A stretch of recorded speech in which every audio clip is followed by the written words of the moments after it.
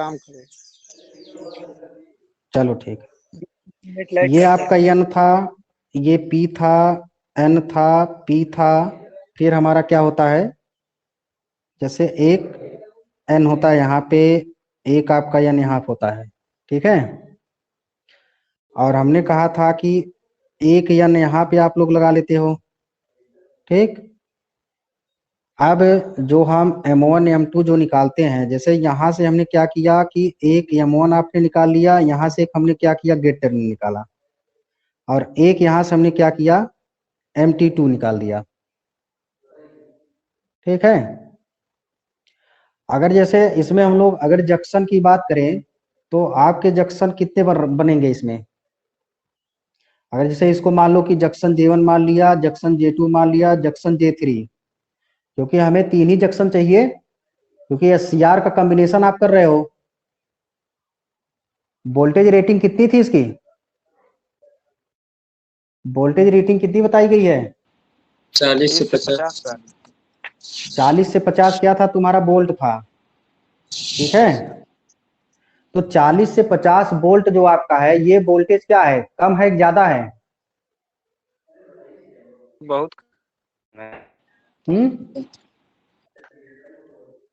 40 से 50 वोल्ट का मतलब क्या है, वोल्टेज ज्यादा है आपका ना। ये इलेक्ट्रॉनिक्स डिवाइस है, न कि इलेक्ट्रिकल डिवाइस है आपका।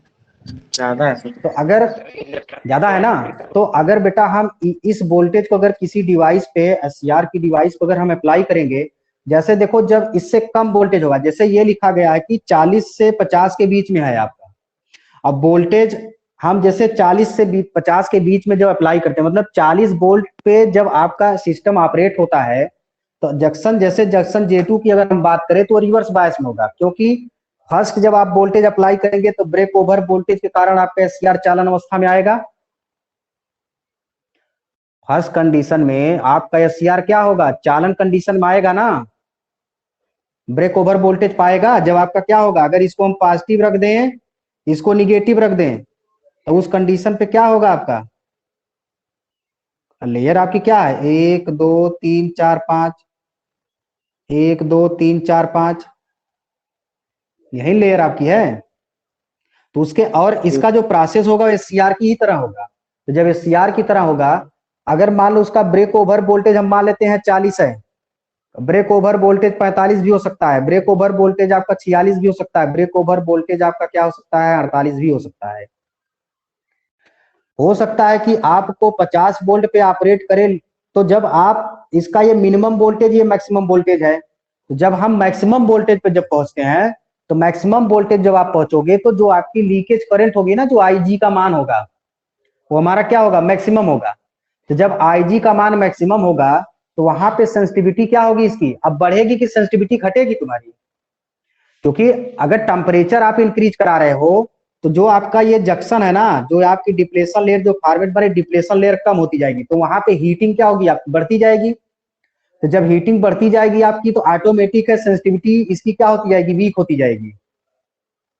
तो वो जो बोल रखा है कि हम जब मैक्सिमम पे जब चलते हैं, तो उसकी सेंसिटिविटी हमारा ये है कि आपके ट्रैक की सेंसिटिविटी कम हो जाती है, इसी कारण से इसकी जो सेंसिटिविटी है वो क्या होने लगती है, कम होने लगती है। उसके ऊपर और पहुंचोगे और ज्यादा जाएगा, तो आपका SCR बर्नआउट करेगा, ये जो ट्रैक डिवाइस होगी आपकी बर्न कर जाएगी। तो 50 वोल्ट से ऊपर भी नहीं जाना है। लेकिन अगर हम 40 वोल्ट से लेकर, देखो 40 क्या, हम लोग अगर बात करें 49.99 वोल्ट तक की अगर हम लोग बात करें, सेंसिटिविटी अच्छी मिलेगी। लेकिन जैसे 50 वोल्ट होगा, सेंसिटिविटी इसकी कम हो जाएगी। अब हर वोल्ट पे जैसे अगर हम 40 पे देखेंगे सबसे बेस्ट होगा, 41 पे देखेंगे तो सेंसिटिविटी उससे पुअर। अब जैसे जैसे वोल्टेज बढ़ेगा आपका, सेंसिटिविटी वैसे क्या होती जाएगी, हमारी पुअर होती जाएगी, क्योंकि जंक्शन पे हीटिंग आपकी इंक्रीज करती जाएगी। जो आपका रिवर्स जंक्शन होगा J2, उस पे हीट बढ़ता जाएगा। जब हीट बढ़ती जाएगी, पावर डिस्पर्सन ज्यादा अगर होगा, अगर पावर बे मैक्सिमम होगी, तो जैसा कि आप लोग ट्रांजिस्टर में पढ़े हैं, थर्मल रनवे कंडीशन यही होती है आपकी, कि जंक्शन पे पावर इंक्रीज करती जाती है। तो जितना वो, जैसे तुमको एक थर्मल रनवे का रोटेशन होता है कि हम जंक्शन J1 पे चले तो पावर P1 क्या होगी, उसके अकॉर्डिंग जंक्शन पे पावर क्या होगी। तो एक हम लोग ग्राफ ऐसे कुछ बनाते हैं, तो इसका मतलब ये है कि जब आप टेम्परेचर को बढ़ा रहे हो तो जंक्शन पे पावर बढ़ती जा रही है, और इस जंक्शन पे जो हमारा जंक्शन है, यहाँ पे क्या होगा कि जब मैक्सिमम वोल्टेज होगा तो एनर्जी इतनी बढ़ जाएगी कि ये इतना हीट हो जाएगा कि इस कंडीशन हो सकता है कि एक कंडीशन ऐसी आ जाए कि ये हमारा बर्न आउट कर जाएगा। तो बर्न आउट के पहले की जो पोजीशन होती है, ठीक है, बर्न आउट के पहले की जो पोजीशन होती है वो सेंसिटिविटी कहलाती है, सहने की क्षमता, उसकी सहनशीलता कितनी है उसकी।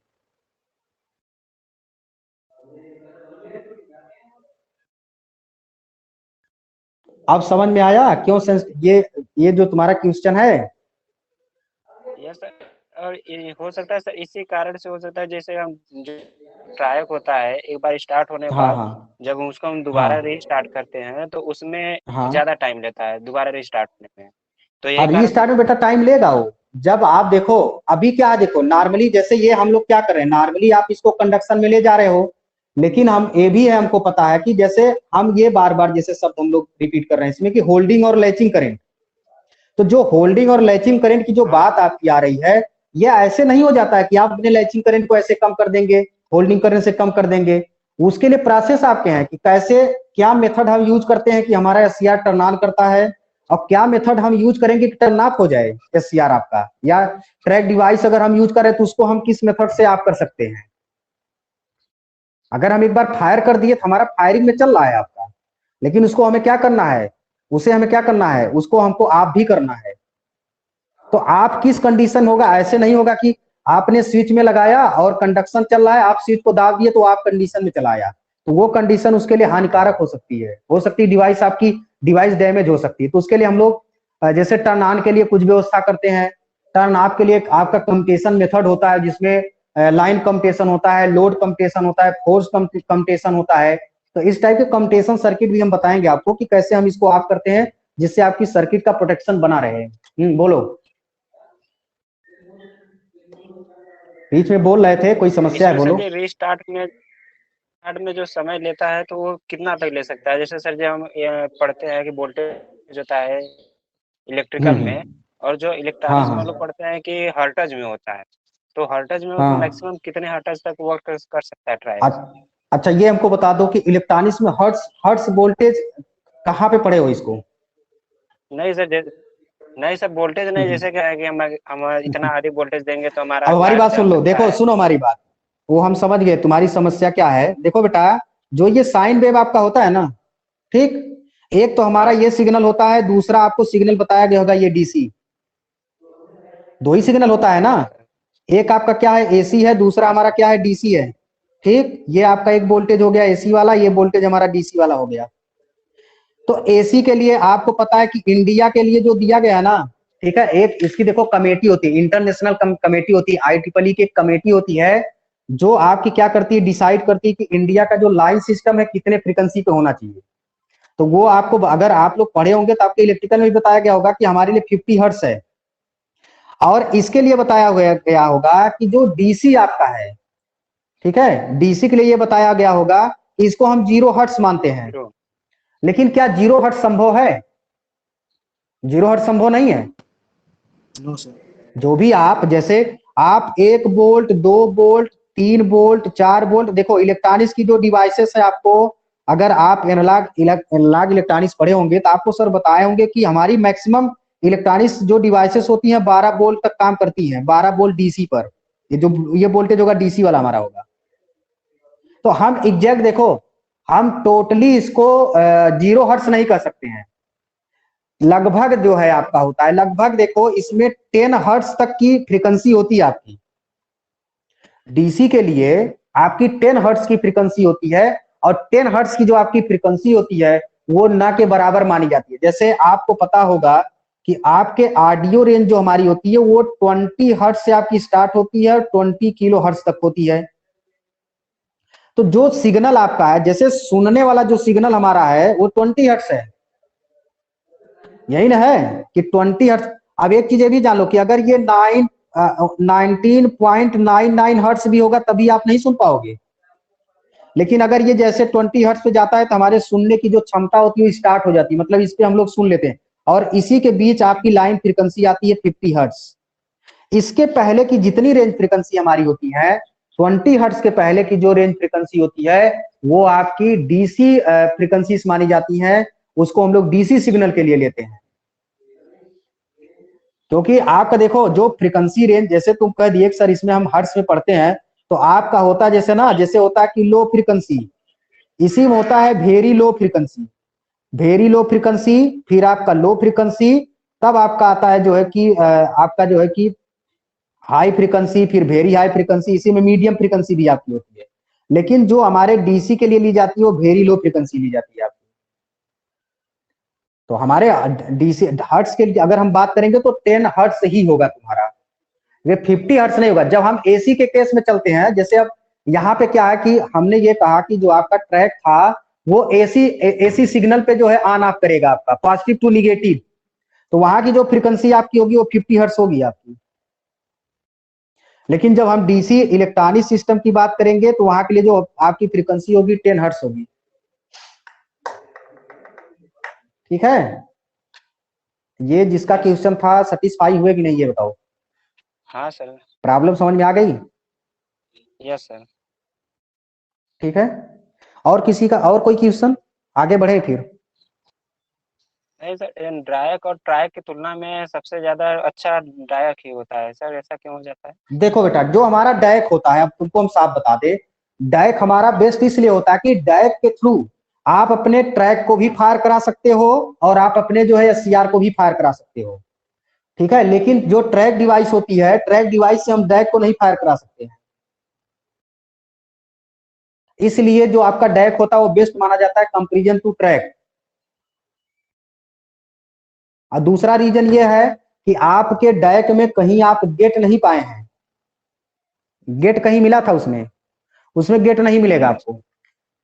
ठीक है, जैसे आपको हमने कल बताया था कि ट्रैक का कुछ लिमिटेशन भी हमने बताया था कि अगर भाई जैसे हम एससीआर जैसे ट्रैक का हमने गुण बताया था कि ये निगेटिव पॉजिटिव दोनों में ऑपरेट होंगे आपके। यहाँ पे हाई वोल्टेज होने के नाते जैसे सेंसिटिविटी की आप बात कर रहे हो, तो अगर हमको सेंसिटिविटी बढ़ानी है ना तो हम हीट सिंक यूज कर दें तो थोड़ी सी सेंसिटिविटी उसकी इंक्रीज कर जाएगी, लेकिन वह एक लिमिट तक ही रहेगा बेटा, उस लिमिट से ज्यादा नहीं आप ले जा सकते हो उसको।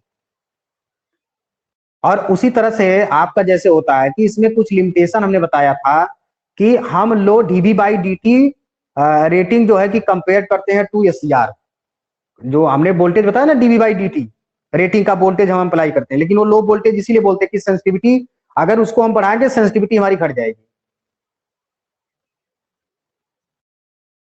और ट्रिगरिंग सर्किट जो आपकी डिजाइन करेंगे, ट्रिगरिंग सर्किट को हम केयरफुली डिजाइन करेंगे, कल हमने इस चीज को बताया था कि उसमें जो रेजिस्टेंस हमारा लगा होता है उसकी जो वैल्यू होनी चाहिए दोनों के लिए, आपके पॉजिटिव के लिए और निगेटिव के लिए क्या होनी चाहिए, समान होनी चाहिए।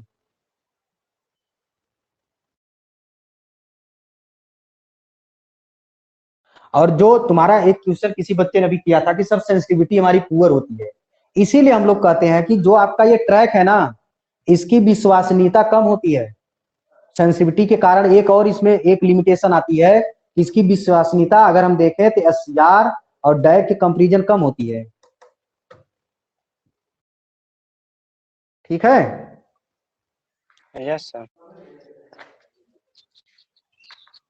तो आगे बढ़ा जाए। Yes sir. चलो अच्छा ठीक। तो नेक्स्ट हमारा है बेटा यूजेटी। ठीक है, यूजेटी का फुल फॉर्म जो आपका होता है यूनी जंक्शन ट्रांजिस्टर। ठीक है, यूनी जंक्शन ट्रांजिस्टर का मतलब ये होता है कि इसकी जो डिजाइनिंग होती है हमारी, इसमें केवल एक जंक्शन होता है, इसमें जो जंक्शन हमारा होता है वह केवल एक जंक्शन होता है, और इसका जो वर्क होता है, जो कार्य होता है वो एक ट्रांजिस्टर की तरह होता है। ठीक है, और इसको भी हम लोग एज ए स्विच यूज कर सकते हैं। इसका जो उपयोग हम लोग करते हैं एससीआर को फायर कराने के लिए, कंट्रोल करने के लिए, वहां पे भी इसका उपयोग हम लोग कर सकते हैं यूनी जंक्शन ट्रांजिस्टर का। तो ये भी आपका क्या है कि जो यूजेटी है ये भी आपके थायरिस्टर का एक परिवार होता है। इसमें 2 लेयर होती हैं और इसमें 3 टर्मिनल होते हैं। जैसे अगर इसके कंस्ट्रक्शन की हम लोग बात करें तो इसमें हम लोग करते क्या हैं कि एक हम लोग एन टाइप सेमीकंडक्टर की क्या लेते हैं, लेयर लेते हैं। इस लेयर में एक टर्मिनल हम लोग बनाते हैं बेस 2, दूसरा टर्मिनल हम लोग बनाते हैं बेस 1। एक मिनट थोड़ा होल्ड पे रहना।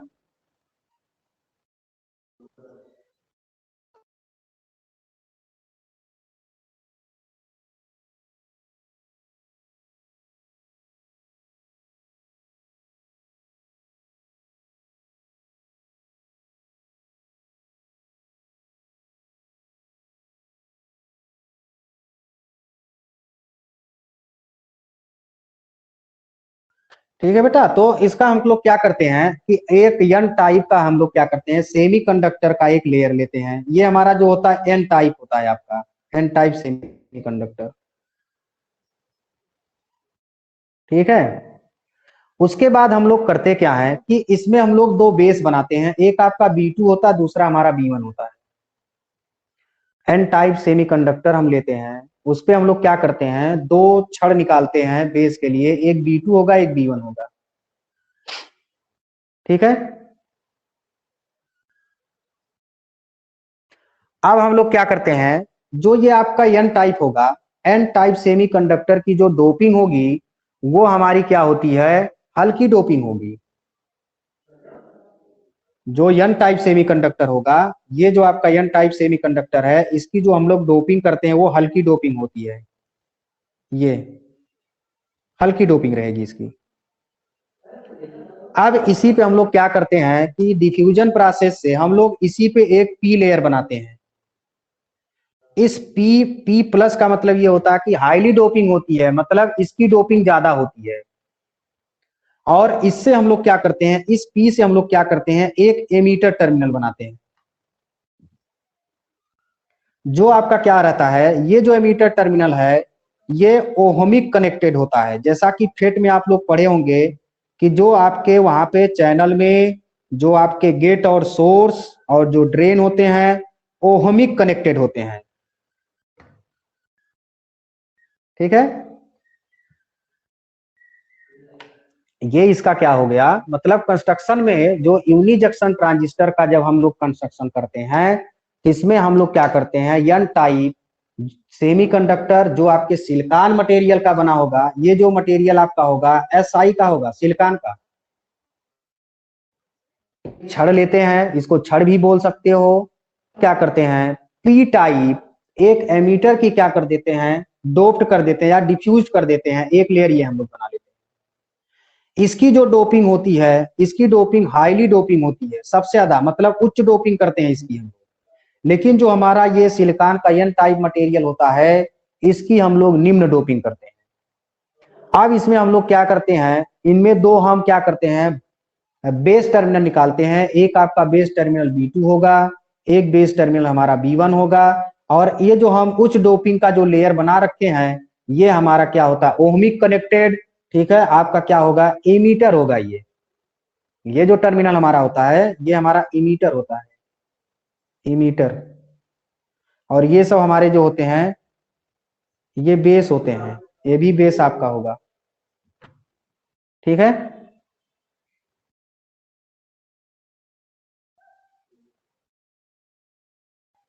अब देखो यहाँ पे जो हमारा एमीटर डोपिंग है, ठीक है, उसमें B1 की तुलना में, ठीक है, उसमें B1 की तुलना में जो आपका ये B1 है, B1 की तुलना B2 हमारा अधिकतम निकटतम होता है। मतलब जब हम इसका कंस्ट्रक्शन करते हैं तो कंस्ट्रक्शन में जो ये B2 होगा वो अमीटर के समीप होगा। ठीक है, और जो हमारा B1 होगा वो अमीटर से थोड़ा दूर रहेगा।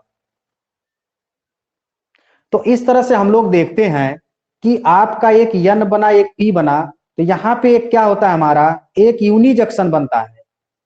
ठीक है, ये हमारा जो होता है ये हमारा होता है यूनी जंक्शन।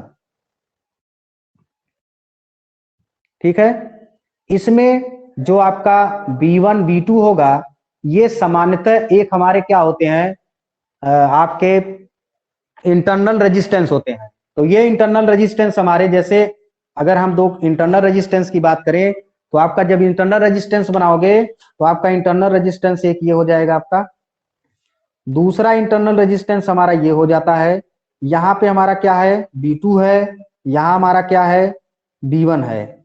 ये आपका हम मान लेते हैं इसको, इसको नाम दे देते हैं RB2 और RB1। और इससे कनेक्टेड एक हमारा डायोड होता है जिसका जो क्या होता है, निगेटिव पॉइंट यहाँ कनेक्टेड होता है, और इसको हम लोग एमीटर, ये हमारा हो गया, ये डायोड हो गया। ये इनकी सर्किटरी कनेक्शन ही आपका हो गया, ये हमारा सर्किटरी कनेक्शन है। एक मिनट थोड़ा सा होल्ड पे हो जाए।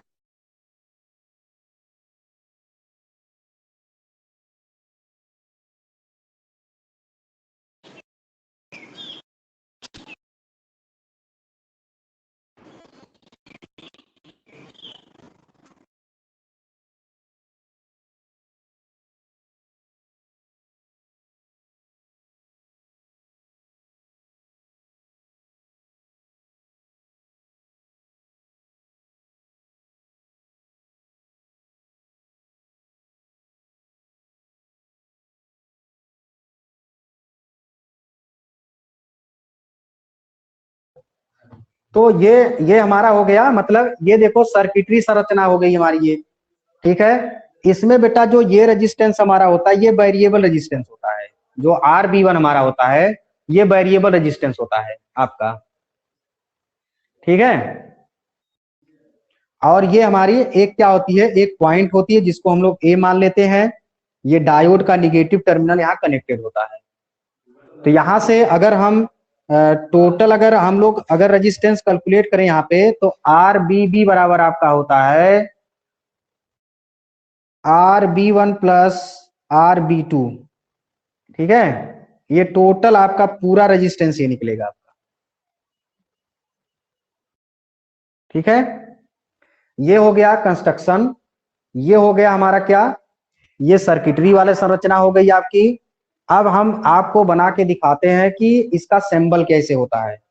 तो जो आपका सिंबल इसका होता है उस फेट से मिलता जुलता होता है, ऐसे बनाएंगे हम लोग, ठीक है। ये हो गया आपका, ये टर्मिनल आपका B2 हो गया, ये हमारा B1 हो गया। बस इसमें जब आप लोग लाते हैं तो थोड़ा सा ये ऐसे तीर आपको दिखाना पड़ता है, इसमें तीर का निशान इस तरह से कुछ झुका हुआ होता है, ठीक है। और ये टर्मिनल हमारा हो जाता है एमीटर का। तो इस तीर का निशान का मतलब ये है कि जो हमारी धारा होगी वो B2 से B1 की तरफ फ्लो होगी। बात समझ गए? इस जो डायरेक्शन का जो मतलब है, ये जो हमारा डायरेक्शन है, ये डायरेक्शन ये बताता है कि जो हमारी करंट होगी वह करंट हमारी B2 से B1 की तरफ क्या होगी, फ्लो होगी, ठीक। तो ये हमारा हो गया, मतलब इसकी पूरी संरचना हो गई। इसमें हमारे क्या जो आपके कुछ इंटरनल रेजिस्टेंस जो हम लोग डिजाइन कर रहे हैं, इंटरनल रेजिस्टेंस आपके RB2 RB1 है, जिसमें से RB2 हमारा फिक्स्ड रहेगा, RB1 हम क्या करते हैं, उसी को बैरी कराते हैं, ठीक है। अब देखो, अब जैसे हम लोग इसकी सर्किटरी, जैसे सर्किटरी के बारे में अगर हम लोग देखें, तो जो ये सर्किट हमने बना रखा है, ठीक है। तो यहाँ पे अब हम लोग देखेंगे कि अब इसकी कार्यविधि को जो हम लोग निकालते हैं, या कार्यविधि संरचना के बारे में जो पढ़ते हैं, तो उसमें हम लोग ये करते हैं, देखो, या तो यही सर्किट में देखो दिखा देते हैं कि यहां से देखो, जो आपका यहां से यहां तक का जो वोल्टेज होगा, ये टर्मिनल, ये टर्मिनल, ये आपका पॉजिटिव, ये निगेटिव, ये आपका जो वोल्टेज होगा वो हमारा होगा VBB, ठीक है। और हमारे इस पॉइंट से लेकर इस पॉइंट तक, मतलब इस पॉइंट से जो पॉइंट है, इस पॉइंट से लेकर इस पॉइंट तक का, ठीक है, जो वोल्टेज होगा वो हमारा होता है नीटा VBB, ठीक है। यहां से जो इसके बीच में जो आपकी करंट होगी वो हमारी क्या होगी, IE करंट फ्लो होगी, पॉजिटिव टू निगेटिव, ये डायरेक्शन। इसका जो वोल्टेज होगा VE वोल्टेज हमारा होगा, एमीटर वोल्टेज। तो देन ये पॉजिटिव, देन ये निगेटिव। तो सर्किट कंस्ट्रक्शन में कोई दिक्कत, यहां तक कि कोई प्रॉब्लम किसी बच्चे को? तो ईटा क्या है? नीटा जो बेटा एक हम लोग जो है कि वो लिए हैं, ये एफिशिएंसी आपकी है, ठीक है। जो हमारा नीटा है, नीटा हमारा एफिशिएंसी है। ये जो एफिशिएंसी आपकी होगी नीटा, ये आपका जो है ना, जो रेजिस्टेंस हमारा होता है उसी का क्या होता है, मतलब इंट्रिंसिक स्टैंडर्ड ऑफ रेशियो, इसको एक तरह से कह सकते हैं हम लोग एफिशिएंसी का। तो इसको हम लोग नीटा से डिनोट किए, तो रेजिस्टेंस को यहाँ से कैलकुलेट करते हैं हम लोग नीटा। तो नीटा वही है आपका, यहाँ से रेजिस्टेंस इसके थ्रू कैलकुलेट। तो एक हमने एक वैल्यू ले लिया है एफिशिएंसी के रूप में नीटा।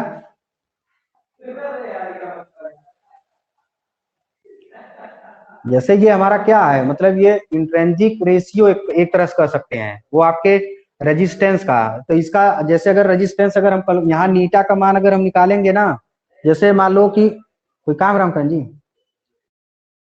अच्छा, तो यहाँ पे जैसे अगर हम इसके मतलब कार्य विधि के बारे में अगर हम लोग देखें, तो जैसे अगर हम क्या कर रहे हैं, जैसे अगर यहाँ से देखो शुरुआत करेंगे आप लोग, ठीक है, कि आपने क्या किया, B2 पे पॉजिटिव दिया, B1 पे निगेटिव दिया। तो जब हम इस पे वोल्टेज अप्लाई करते हैं तो आपके टर्मिनल, जो हमारा टर्मिनल B1 है, ठीक है, इसके अकॉर्डिंग पॉइंट ए पर, ठीक है, पोटेंशियल क्या होगा हमारा, या पोटेंशियल वोल्टेज हमारा क्या होगा। तो अगर हम इस पे जब कैलकुलेट करेंगे, पॉइंट ए के सापेक्ष जब कैलकुलेट करेंगे इस वोल्टेज को अप्लाई करके VBB, तो हमारा क्या होगा, मतलब VAB1, ये वोल्टेज हो गया ना आपके पॉइंट इसका, और B1 का जो वोल्टेज हो गया आपका क्या हो गया, VAB1।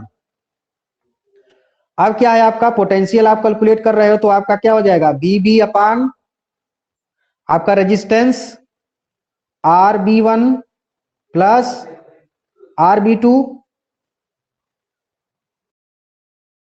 ठीक है, इंटू RB1। पोटेंशियल इस पॉइंट पे हम लोग कैलकुलेट कर रहे हैं, रेजिस्टेंस कैलकुलेट किया होगा ना, ये कैलकुलेशन आप किए होंगे कहां पे बता दें। जैसे जब आप पढ़े होंगे ये सर्किट आपकी पोटेंशियल डिवाइडर मेथड, जब आप एम्पलीफायर पढ़े होंगे तो पोटेंशियल डिवाइडर मेथड वहां पढ़े होंगे। Yes sir, voltage divide rule. Voltage divider पढ़े हैं ना, वही रूल यहाँ पे हम लोग फॉलो कर रहे हैं।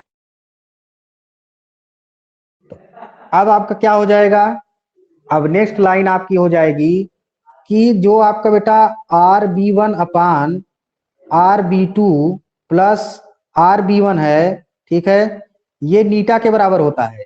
तो इसका जो वोल्टेज आएगा VAB1 बराबर नीटा आपका आ गया VBB। जो ये वोल्टेज हमने यहाँ दिखाया ना नीटा VB, तो ये कैसे निकला, ये आपके जब हम क्या कर रहे हैं कि मतलब आपके पॉइंट B पर पॉजिटिव और पॉइंट A पर अगर हम लोग क्या कर रहे हैं, मतलब निगेटिव अप्लाई कर रहे हैं, तो जो पॉइंट A है उस पे पोटेंशियल कितना होगा, ठीक है, पोटेंशियल वोल्टेज हमारा कितना होगा, तो वो हम B1 पे कैलकुलेट कर रहे हैं, ठीक है।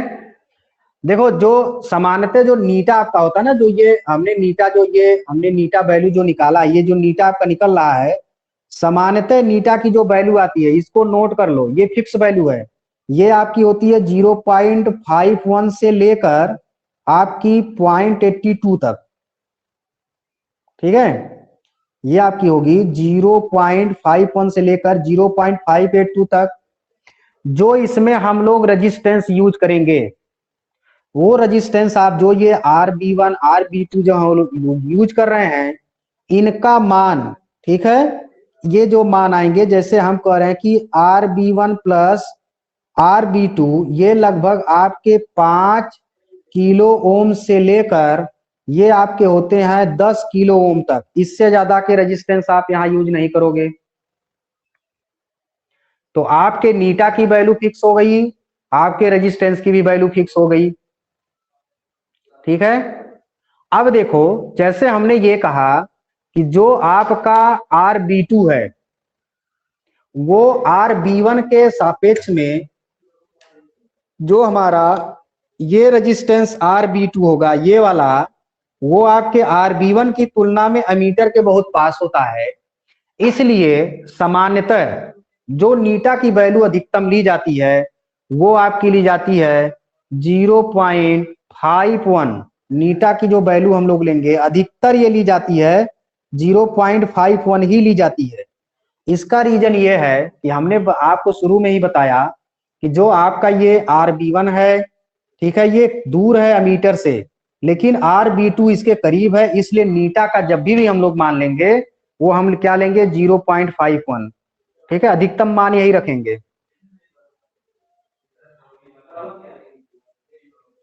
आगे चला जाए। Yes sir. अब देखो, जैसे हमने ये कहा कि जब आप क्या करते हो, जब यहाँ वोल्टेज हमने इधर अप्लाई कर दिया, एक वोल्टेज बेटा हमने इधर भी दिया एमीटर पे, एमीटर पे भी हमने क्या किया, एक डीसी वोल्टेज यहाँ पे भी अप्लाई हमने कर दिया और एक वोल्टेज हमने यहाँ पे अप्लाई किया। तो जब हमने यहाँ पे वोल्टेज अप्लाई किया तो उसके अकॉर्डिंग हमने पोटेंशियल वोल्टेज निकाला कि VB1 बराबर आपका आया नीटा VBB। ठीक है, तो अगर हम इसके मान को, जैसे ये जो मान आपका, अगर हम इसको परिवर्तित करेंगे, वोल्टेज के मान को अगर परिवर्तित करेंगे तो आपका एक क्या होता है, यहाँ पे एमीटर पे हम लोग एक एक्सटर्नल रेजिस्टेंस यूज करते हैं जो वेरिएबल रेजिस्टेंस आपका होता है। ठीक है,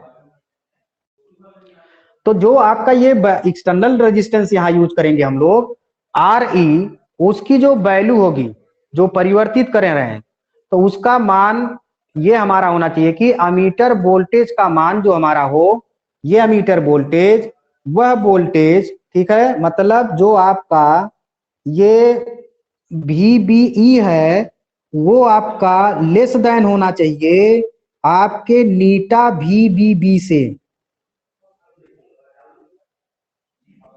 सॉरी ग्रेटर देन का बन गया ना, लेस देन ये होगा आपका ना। ठीक है, मतलब जो हमारा एमीटर वोल्टेज हो वह हमारा क्या होना चाहिए, आपके जो B1 वोल्टेज है, VB वोल्टेज है, उससे क्या होना चाहिए, कम होना चाहिए। अब जब आपका एमीटर वोल्टेज कम हो जाता है, जैसे ये वोल्टेज कम का मतलब क्या है कि यहाँ पे ये निगेटिव हो जाता है, यहाँ पे ये पॉजिटिव होगा, जिसके कारण से हमारा डायोड जो होता है वो रिवर्स बायस में रहता है। ठीक है, तो जब ये रिवर्स बायस में होगा तो आपके जो यूजेटी है आपका हमारा है, जैसे ये जंक्शन हमारा बन रहा है, मतलब इसके जो इलेक्ट्रॉन है, जैसे यहाँ पे अगर हमने क्या कर दिया, इस पे निगेटिव कर दिया, इस पे हमने माइनस कर दिया, या यहाँ डायोड पे ही देख लो पॉजिटिव निगेटिव जैसे हम लोग करेंगे तो रिवर्स बायस होने के कारण यहाँ पे लीकेज करेंट, मतलब सूक्ष्म धारा प्रवाहित होती है। यह जो अवस्था होती है आपके यूजेटी की ऑफ अवस्था होती है। जब ये डायोड हमारा रिवर्स बायस में होगा, वो कंडीशन तब होगी जब आपका एमीटर वोल्टेज आपके इस वोल्टेज से क्या होगा, कम होगा। ठीक है, तो कम की कंडीशन में आपका क्या होगा कि इस पाथ पे, इस पाथ पे या पॉइंट ए पर लीकेज करंट फ्लो होती है। लीकेज करंट फ्लो होने के कारण जो हमारा यूजेटी होता है वह हमारा ऑफ अवस्था में रहता है।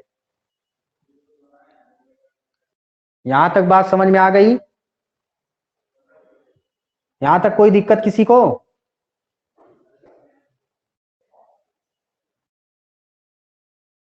सो गए सब लोग?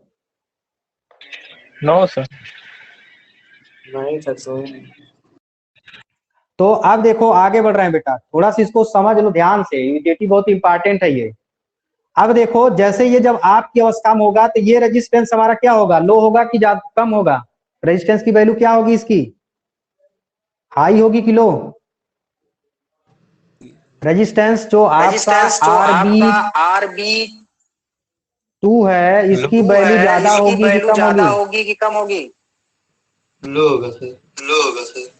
हाँ, कम होगा। करंट तो फ्लो ही नहीं हो रहा है तो लो कहां से हो गया? सर ऑफ होगा तो हाई होगा। तो इलेक्ट्रिकल ठीक है, तो आपकी कंडीशन में बेटा हम इस रेजिस्टेंस की बात कर रहे हैं, ये आपका जो होगा ये हाई होगा और आपका क्या होगा, एमीटर रेजिस्टेंस की ही वैल्यू हाई हो जाएगी आपकी। ठीक है, माइक ऑफ करा तो दीजिए किसी सर, का आपकी आवाज जीरो करिए। आप लोग अपना अपना बंद कर लो, माइक बंद करो जिसका कान है। तो ये क्या हो गया, आपका ये रेजिस्टेंस ज्यादा हो गया, एमीटर रेजिस्टेंस ज्यादा हो गया। ठीक है, तो हमारा ये है ना कि यहाँ पे अब क्या होगा, अगर ये कंडीशन आपकी फ्लो हो रही है तो मतलब आई इक्वल टू जीरो है ना। तो जब आई इक्वल टू जीरो है आपका, तो आई इक्वल टू जीरो होने की अवस्था में यूजेटी, ये हमारा यूजेटी आप कंडीशन में होगा, क्योंकि करंट ही नहीं फ्लो हो ना। और करंट हमारी अगर B2 से B1 की तरफ फ्लो होगी तभी आन अवस्था में आएगा। ठीक,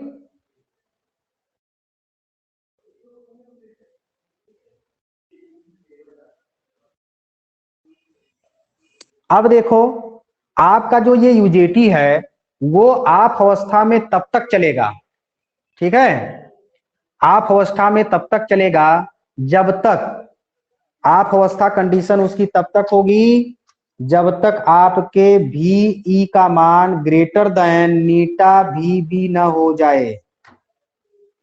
ये अवस्था, ठीक है, VBE लेस देन नीटा VB, ये अवस्था आप होगी और ये अवस्था इसकी क्या होती है, आन अवस्था होती है। अर्थात जब भी हमारा क्या होगा, जब ये ज्यादा होगा तो उस केस में जो आपका ये डायोड है ना, ये फॉरवर्ड बायस में आ जाता है और इसका जो cut in voltage, conduction voltage जो हमारा होता है, इस कंडीशन में जब फॉरवर्ड बायस में आएगा, मतलब जब आपका क्या हो रहा है कि आपका VE ग्रेटर देन नीटा VB। ठीक है, तो यहाँ पे कट इन वोल्टेज मतलब जो VD का मान है वो 0.7 इलेक्ट्रॉन वोल्ट हमको मिल गया, मतलब डायोड हमारा कंडक्ट कर गया। तो जब डायोड आपका कंडक्ट कर रहा है, फॉरवर्ड बायस में आ रहा है, तो उस केस में, ठीक है, उस केस में आपका क्या होगा कि जो आपका वोल्टेज होगा, एमीटर वोल्टेज अब क्या हो जाएगा, मतलब VE बराबर जो हमारा होगा, मतलब नीटा VB प्लस VD, यही ना वोल्टेज मिलेगा हमको एमीटर पे।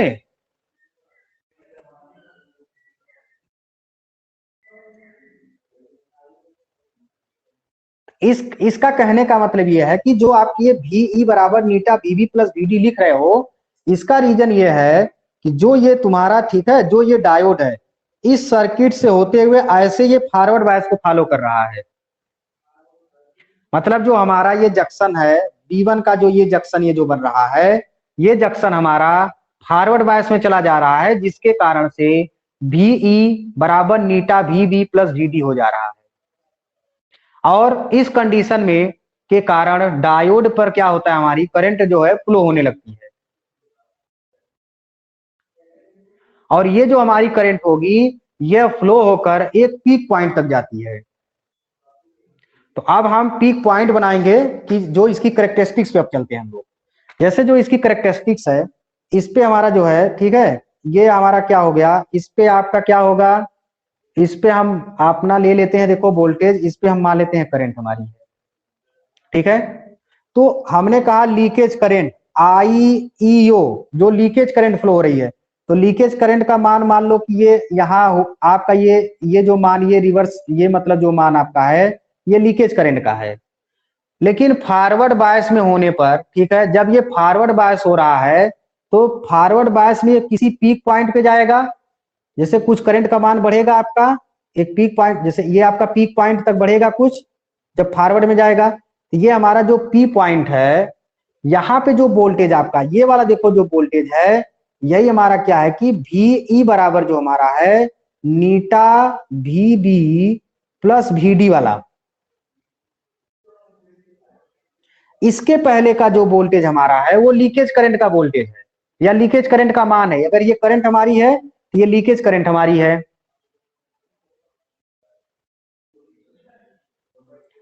तो ये जो हमारी मैक्सिमम करंट होगी इसको हम लोग कह सकते हैं कि पीक करंट आईपी भी नोट कर सकते हैं, इसको आईपी का भी मान सकते हैं इसको, मतलब पीक पॉइंट करंट हमारी है। तो इसको हमको क्या कर रहे हैं हम लोग कि आर ई की वैल्यू को चेंज करके वी तक हम लोग क्या कर रहे हैं, वी को बढ़ाकर एक पीक पॉइंट करंट हम क्या कर रहे हैं यहाँ पे प्राप्त कर रहे हैं, जब हमारा क्या है, डायोड फॉरवर्ड बायस में है।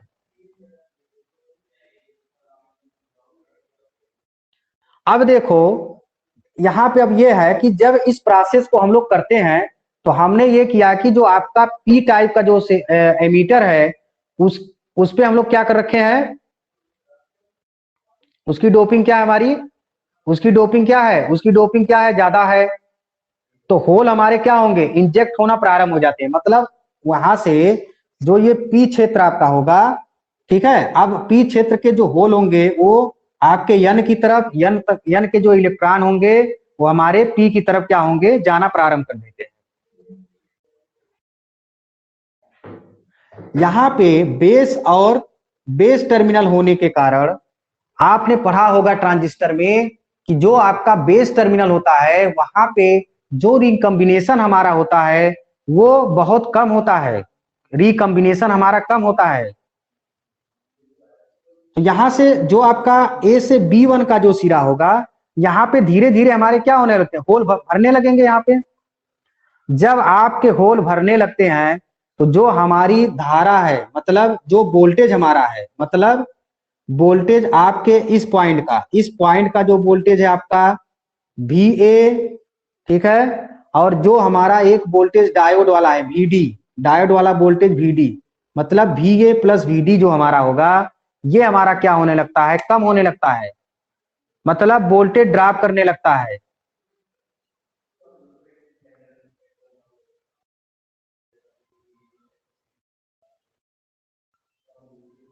अब जब आपका वोल्टेज ड्रॉप करेगा तो वोल्टेज ड्रॉप की कंडीशन में क्या होगा, जब वोल्टेज ड्रॉप करेगा तो उस कंडीशन में क्या होगा,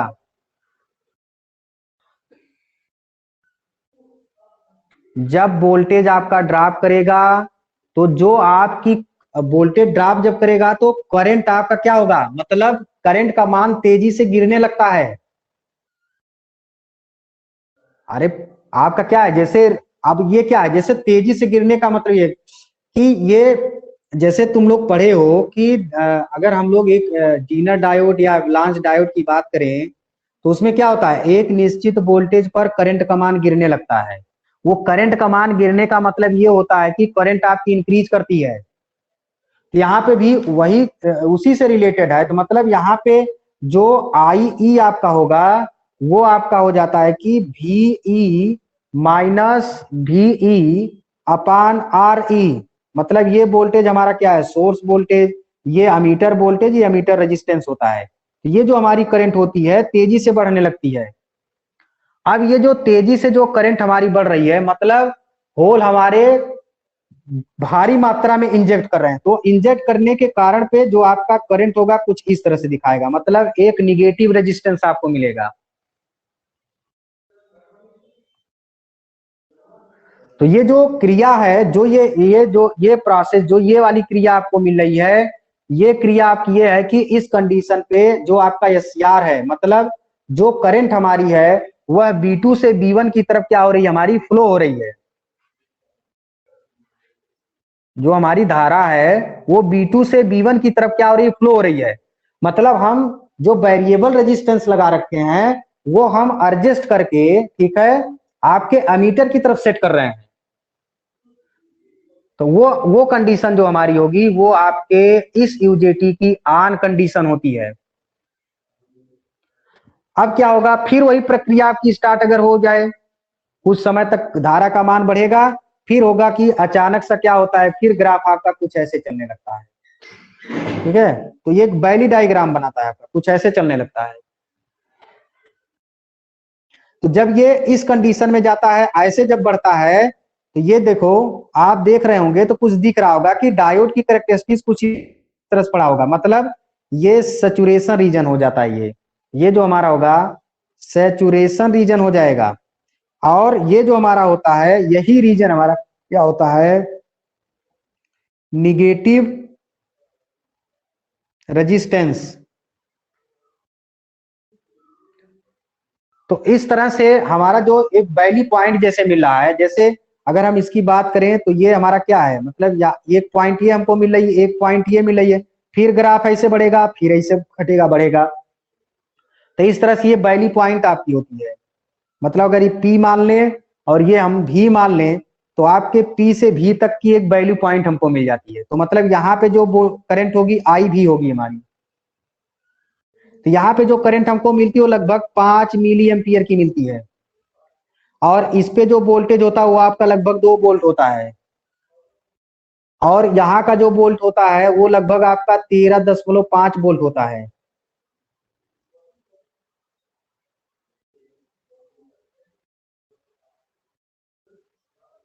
तो इस तरह से आपकी जो करंट होती है, इसी तरह से हम लोग एक वेरिएबल रेजिस्टेंस के थ्रू क्या करते हैं, एमीटर वोल्टेज को, ठीक है, एमीटर वोल्टेज आपका इसी तरह से, अगर मेन पॉइंट हम लोग देखें तो जो वोल्टेज है, एमीटर वोल्टेज जो हमारा है, ठीक है, एमीटर वोल्टेज अगर हमारा कम होगा तो करंट बढ़ेगी, ठीक है, क्योंकि जो हमारा यूजेटी है ये 2 बिंदुओं के बीच है। मतलब जो आपने डायोड लगा रखा है, ये वाला पॉइंट जो कनेक्टेड है R और RB1 के मध्य में, तो अमीटर VE कम होने की अवस्था में जो आपका ये निगेटिव रेजिस्टेंस शो करेगा। क्यों? क्योंकि ये डायोड रिवर्स बायस हमारा है,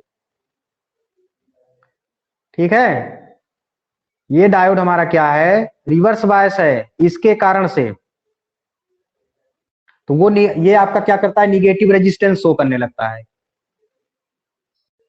तो ये हमारे यूजेटी का, तो ये जो निगेटिव रेजिस्टेंस होता है, इसी को हम लोग, ठीक है, जो ये वाली हमारी पॉइंट है, ये पॉइंट फिर ऐसे जो आपका चल रहा है, तो एक तरह से ये ऑक्सीलेशन सिग्नल देगा। जैसे अगर फाइनली अगर हम लोग आउटपुट देखें तो फाइनली आपका आउटपुट देखो ऐसे कुछ मिलता है, ऐसे, फिर ऐसे जाएगा, फिर ऐसे आएगा। तो एक तरह से ये क्या कर रहा है, रिलैक्सेशन आउटपुट हमारा जनरेट होता है इस पे, क्योंकि ये वाला जो होता है ना, ये ग्राफ जो होता है ना, ये ऐसे सीधे लाइनिंग आपकी आती है। तो इसको हम लोग ट्रिगरिंग के लिए, SCR की ट्रिगरिंग के लिए यूज कर सकते हैं इसको, ठीक है। यहाँ पे भी वही होगा कि जब आपके यूजेटी का मान क्या होता है, अगर हमारा एक वही होगा, होल्डिंग करंट होगी, एक वैली पॉइंट करंट होगी, ठीक है। तो वैली पॉइंट करंट जो आपकी है, अब यहाँ पे देख लो वैली पॉइंट करंट, ठीक, वैली पॉइंट करंट ये आपकी क्या है, मतलब आपका होगा V अपान RB1, मतलब IV बराबर आपका होगा VB अपान RB1, ठीक है। इसी को जो आपकी वैली करंट है, जैसे ये जो हमारी करंट है, जो वैली करंट है, इसी को हम लोग बोलते हैं होल्डिंग करंट, यही हमारी होल्डिंग करंट होती है। तो जब ये धारा का मान, जैसे फिर धारा का मान जब इंक्रीज करेगा तो आपका क्या होगा, मतलब वो हमारी लैचिंग करंट हो जाएगी। तो मतलब IE का मान क्या कर रहा है, मतलब एमीटर करंट हमारा क्या हो रहा है, IE का मान होल्डिंग करंट से क्या हो रहा है, मतलब यूजेटी में धारा का मान जब इंक्रीज कर रहा है तो होल्डिंग करंट से IE का मान कम हो जा रहा है। तो मतलब कहने की बात यह है कि IE आपका क्या होगा, ग्रेटर देन IH हो सकता है, IE आपका लेस देन IH हो सकता है। जब ये आपका I ग्रेटर देन होगा तो ऑन अवस्था होगी, ठीक है, जब ये लेस देन होगा तो ये इसकी ऑफ अवस्था होगी, मतलब होल्डिंग करंट आपको मिलेगी ये वाला वैली पॉइंट पे। तो ये है तुम्हारा यूजेटी, ये यूजेटी का प्रोसेस है आपका पूरा यही। तो यूजेटी को भी हम लोग फायर के लिए यूज करते हैं, CR के फायरिंग के लिए यूज करते हैं इसको।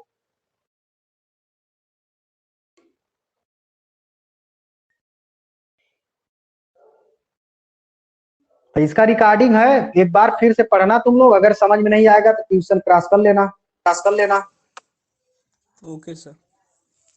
ठीक है, ठीक है। तो ठीक तो चलो तो फिर आज के लिए इतना ही, ठीक है, आज के लिए इतना ही, ठीक है। ठीक है सर। ठीक। ये हाई वोल्टेज के लिए यूज होता है।